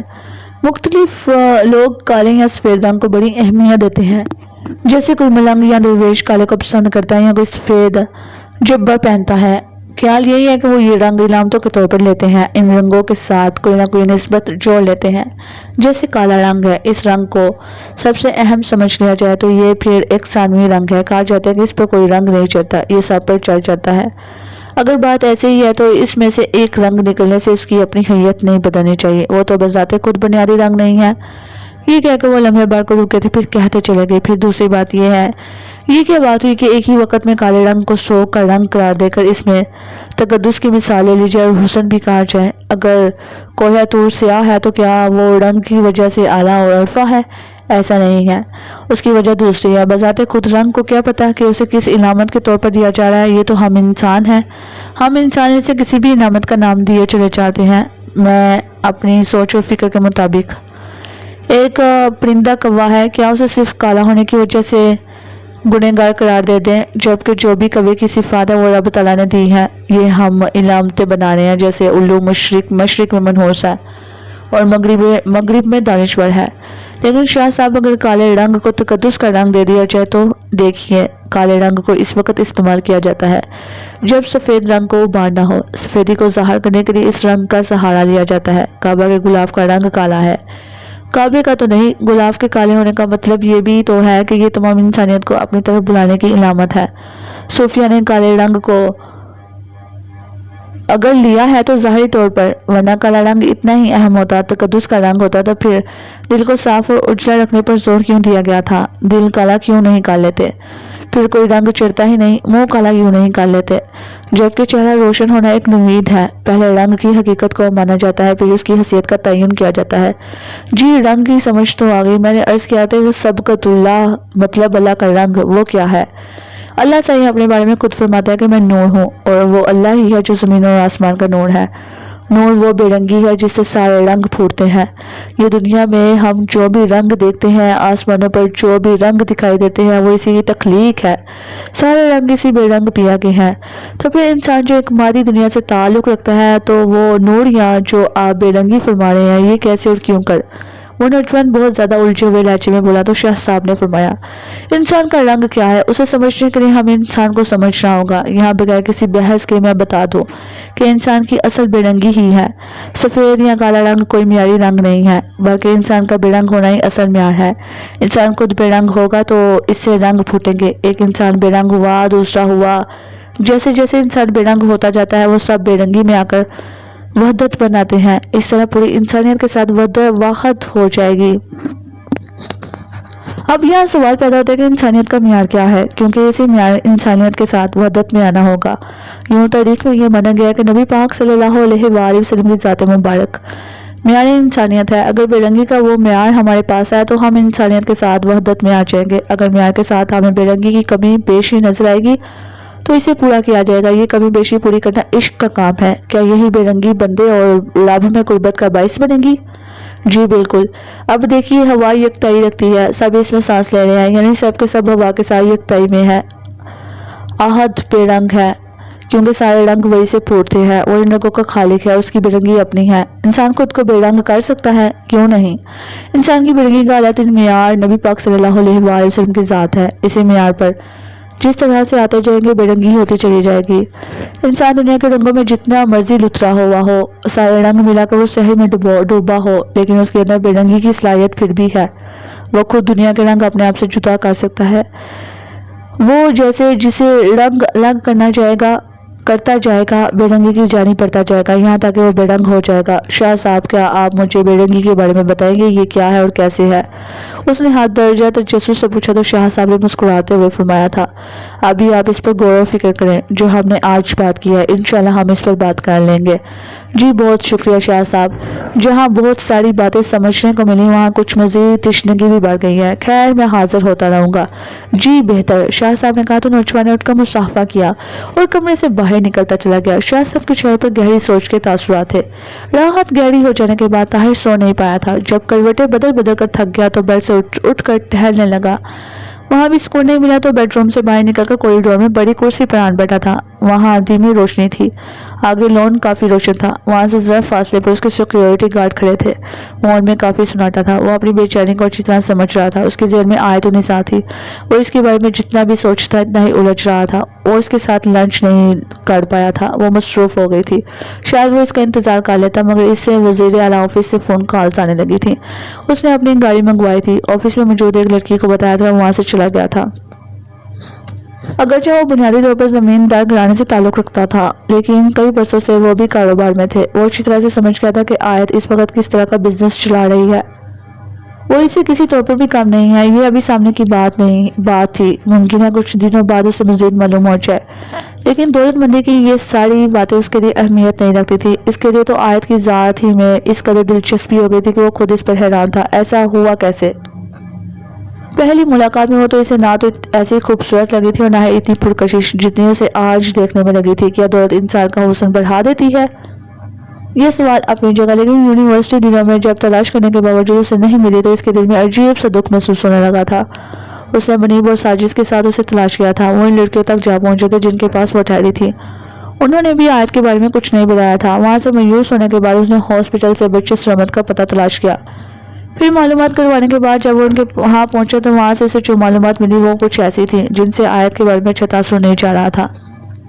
وہ سرمد کے تایا ابرار حسین سے ملا تھا جو انہی کی فیکٹری میں کام کرتے تھے۔ اس نے ایک نئی کہانی سنائی تھی۔ اس نے کچھ یوں بتایا تھا: اوہ سر جی، میرا ایک بھائی تھا، وقار حسین، لاہور میں پڑھتا تھا، بڑا سونا نوجوان تھا۔ یہ لڑکی اس پر عاشق تھی۔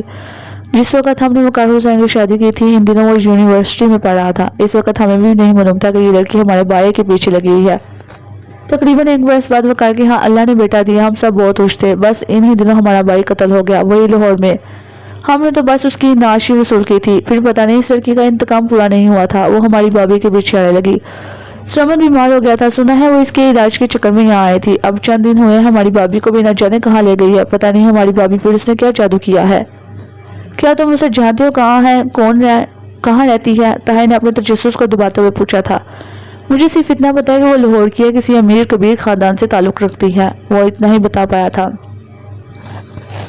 تم نے یہ پتا نہیں کیا کہ وہ تمہاری بابی کو اپنے ساتھ لے گئی ہے؟ سرمد تمہارا بھتیجا ہے؟ طاہر حیرت سے بولا تھا۔ ہماری بابی بھی اپنی مرضی کی مالک ہے، ہم کیا کر سکتے ہیں؟ ہمارا کوئی زور تو نہیں ہے اس پر، جس سے شادی کی اب وہ ہی نہیں رہا تو کیا کریں؟ ابرار حسین نے جواب دیا تھا۔ ٹھیک ہے، لیکن اس کا پتہ کرو، طاہر نے اسے سمجھاتے ہوئے کہا تھا۔ حالانکہ یوں کہنے میں اس کی اپنی خواہش زیادہ تھی۔ اس نے وعدہ کر لیا تھا کہ وہ تلاش کرے گا، لیکن پھر بعد میں اسے رابطہ ہی نہیں کیا۔ شاید وہ اپنی پوری توجہ لگا کر رابعہ کو تلاش کرنے کی کوشش کرتا، وہ اس کے ذریعے سے آیت کو ڈھونڈ لیتا۔ لیکن انہی دنوں الیکشن کا اعلان ہو گیا تھا۔ اس کے بابا سکندر حیات نے فیصلہ کر لیا کہ اس بار طاہر الیکشن لڑے گا۔ اسے اپنی ساری توانائی الیکشن پر لگانا پڑی۔ الیکشن شروع ہوتے ہی وہ جویریہ اور اس کا باپ انعام الحق ان کے ہاں آ گئے تھے۔ سب سے پہلے انہوں نے حمایت کا اعلان کیا تھا۔ جویریہ پورے الیکشن میں اس کے ساتھ رہی تھی، یہاں تک کہ الیکشن ہو گیا وہ اسمبلی کا رکن بن گیا۔ بابا نے لاہور میں موجود ڈیرا میں اس کے تصرف میں دے دیا تھا، جو نہ جانے کب کا انہوں نے لاہور میں بنایا ہوا تھا۔ الیکشن کے بعد جویریہ سے اس کا رابطہ رہا، لیکن پھر لاہور کی مصروفیات کی وجہ سے کم ہوتا چلا گیا۔ طاہر کے گمان میں بھی نہیں تھا کہ آیت النساء سے دوبارہ یوں ملے گی۔ پہلی نگاہ میں تو اسے پہچان ہی نہیں پایا تھا، وہ پہلے والی آیت لگ ہی نہیں رہی تھی۔ اگرچہ اس وفد میں اس کا ہونا بہت بڑی بات تھی، لیکن اس کی شخصیت ہی نکلی ہوئی تھی۔ وہ خود سے بیگانہ آیت جس سے وہ ملا تھا وہ ویسی نہیں تھی۔ تو تازہ چہرہ، بڑے بڑے گلابی رنگ، ہلکا ہلکا کاجل لگی آنکھیں جن میں اعتماد کے ساتھ سکون کا بے قرار سمندر تھا۔ اسمارٹ سی، با اعتماد آیت میں اتنا